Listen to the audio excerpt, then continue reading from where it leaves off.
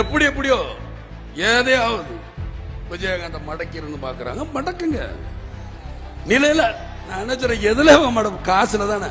நில உச்ச ஆக்கிரமிப்பு, நில உச்ச வரம்பு, நிலத்தை எடுத்துக்க, என்ன ஏக்கர் நீ எடுத்துக்கியா, மக்கள் கொடுத்தது எடுத்துட்டு போய் எனக்கு தேவையில்லை. எனக்குன்னு ஒரு ஏதோ ஒரு இடம் கொடுப்பீங்களா, அது இருக்கும்ல. என் மனைவிக்குன்னு ஒரு இடம் இருக்குன்னு உங்க சட்டத்தில் இடம் இருக்கும்ல. என் பிள்ளைக்குன்னு இத்தனை இருக்கணும்னு இருக்குல்ல, அது கிடைச்சா எனக்கு போதும். எவ்வளவு பேர் இருக்க, 4 பேர் வந்தா ஒரு நேரம் சோறு போட மாட்டீங்க.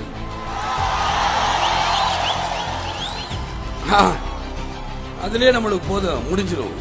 இத்தனை பேர் வீட்டுக்கு நான் போயிட்டு வரக்குள்ள முடிச்சிடும். என்னையா காசு காசு காசு பணம் படப்புவாங்கயா, நீங்களும் உங்க காசு என்னையா கோடி கோடியா சேர்த்து வச்சு எங்கயா கொண்டு போக போறீங்க?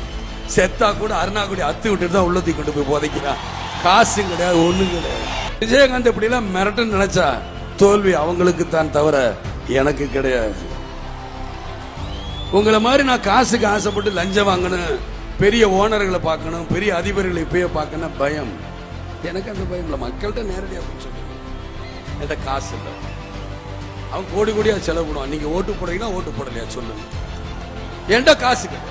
இப்படிதான் வரப்போறேன். பாராளுமன்ற பத்திரிகையாளர் நண்பர்கள்லாம் கேட்கிறாங்க, ஏன் சார் உங்களுக்கு காசு வேணுமே? என்னுடைய பொருளாளர்களே என் தொண்டர்கள் தானே, என்னுடைய தாய்மார் சகோதரர் இவங்க தான். வேற யாரும் என்னுடைய பொருளாளர் கிடையாது. இவங்களை நம்பிதான் நான் வரேன். நம்புறேன், என் மக்களை நம்புறேன். இந்த விஜயகாந்த் வாழ்ந்தான், இருந்தான், வாழ்ந்து கொண்டே இருப்பான். இந்த மக்களுக்காக தான் இருக்கணும் தான் நான் நினைக்கிறேன். ஏன்னா எனக்கு அது கிடைச்சா போதும். இதுமே நான் பார்க்காத புகழா பார்த்துட்டேன். 150 படம் நடிச்சு முடிச்சுட்டேன். உடனே 150 படம் நடிச்ச விஜயகாந்த் முதலமைச்சர் ஆசைப்படுறாருன்னா ஒருத்தங்க 1000 படத்துல நடிச்சாங்க, அவங்க என்னன்னு நான் அப்படி பேசலையே. நான் வாழ்ந்துட்டேங்கிறதா சொல்ல 150 படம் நடிச்சுட்டேன், பாட்டு பாடிட்டேன், வசனம் பேசிட்டேன். பார்க்காத பணம் கிடையாது, பார்க்காத புகழ் கிடையாது.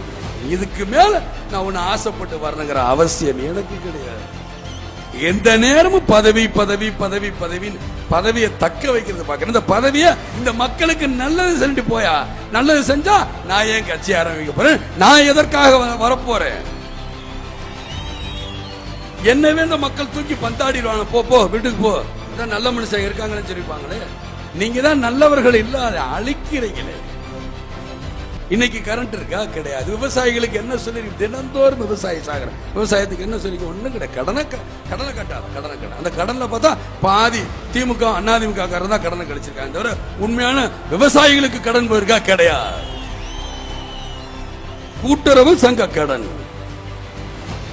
நான் ஒரு திமுக அதிமுக வச்சுக்க, ஊராட்சி தலைவர் நானே ஒரு 10 பேர் பேர்ல நிலம் கொடுன்னு சொல்லி கடன் கொடு. இவங்க 10 பேர்ல கடனை வாங்கி இவங்க ஒரு டிராக்டர் வாங்கிக்கிறது, 4 கிரஷர் ஏதோ ஒன்று வாங்கி போட்டு இதை கடனை கட்டிடணும். கடனை கட்டாம இருப்பாங்க, அவங்கள காணணும். இந்த நேரம் பார்த்து அரசாங்கம் சொல்லிச்சு, நாங்க கூட்டுறவு சங்க கடன்லாம் ரத்து பண்றோம். இவங்களுக்கு நிம்மதியா போச்சு.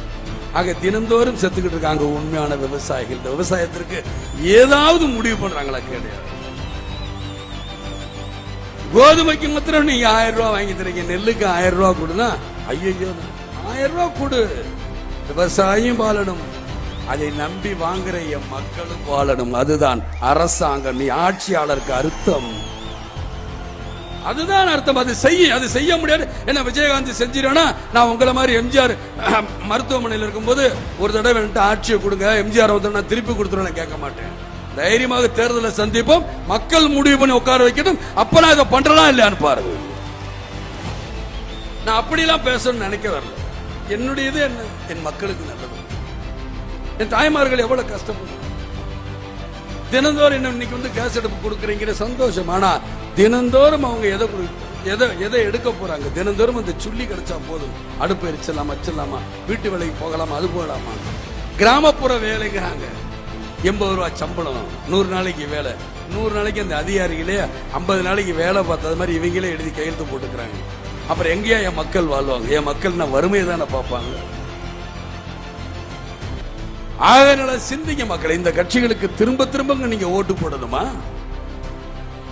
இல்ல திரும்ப திரும்ப இவங்களே தான் இல்ல இந்த ஆட்சியில உட்காரணுமா? சட்டம் போட்டிருக்கா தமிழ்நாட்டை இவங்க தான் ஆளணும், இவங்க தான் இந்த தமிழ்நாட்டின் பரம்பரையாளர்கள்.